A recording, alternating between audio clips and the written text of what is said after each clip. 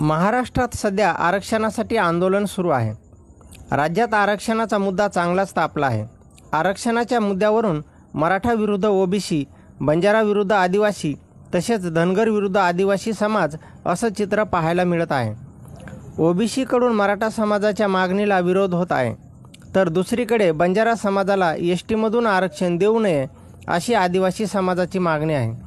दरम्यान मराठा समाजाच्या आरक्षणाची मागणी लक्षात आल्यानंतर आता मुख्यमंत्री देवेंद्र फडणवीस यांच्याकडून अनुसूचित जातीच्या आरक्षणाच्या सूत्रामध्ये देखील बदल करण्याचे संकेत देण्यात आले आहेत। इंडिया टुडेच्या व्यासपीठावरून बोलताना फडणवीस यांनी मोठं वक्तव्य केलं आहे। त्यांच्याकडून आरक्षण आणि जाती चळवळीच्या मुद्द्यावर बोलताना आरक्षण वर्गीकरणाचे संकेत देण्यात आले आहेत। आरक्षणाच्या मुद्द्यावर बोलताना मुख्यमंत्री फडणवीस यांनी म्हटले की ओबीसी आरक्षणात क्रीमिलेअरची व्यवस्था आहे। जर ओबीसी समाजातील एखादा व्यक्ती आर्थिकदृष्ट्या संपन्न असेल तर त्याला आरक्षणाचा लाभ मिळत नाही। आरक्षणाचा लाभ हा फक्त ओबीसी समाजातील नॉन क्रीमिलेअर वर्गासाठीच आहे। सुप्रीम कोर्टाकडून क्रीमिलेअर आणि नॉन क्रीमिलेअरची स्पष्ट अशी व्याख्या करण्यात आली आहे।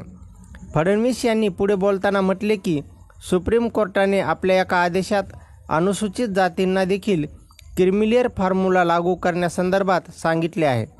अनुसूचित जातींमध्ये देखील प्रत्येक राज्यांमध्ये एकाच जातीचं वर्चस्व आहे, त्यांनाच आरक्षणाचा लाभ मिळत आहे। अशाही अनेक जाती आहेत ज्यांना आजही आरक्षणाचा पूर्ण लाभ मिळू शकलेला नाही। त्यामुळे न्यायालयाकडून अनुसूचित जातीच्या आरक्षणाचे वर्गीकरण करण्याचे देखील आवाहन करण्यात आले आहे। पुढील 1 ते 2 महिन्यांमध्ये अनुसूचित जातीच्या आरक्षणामध्ये देखील हे वर्गीकरण लागू केलं जाईल। अनुसूचित जाती आरक्षणाच्या वर्गीकरणासाठी एका समितीची नियुक्ती करण्यात आली आहे। हायकोर्टाच्या माजी न्यायाधीशांच्या अध्यक्षतेखाली ही समिती स्थापन करण्यात आली असून सध्या आरक्षणाच्या वर्गीकरणावर या समितीचं काम सुरू आहे। या समितीचा रिपोर्ट आता अंतिम टप्प्यांमध्ये आहे। रिपोर्ट आल्यानंतर तो लागू करण्यात येईल असं फडणवीस यांनी म्हटलं आहे।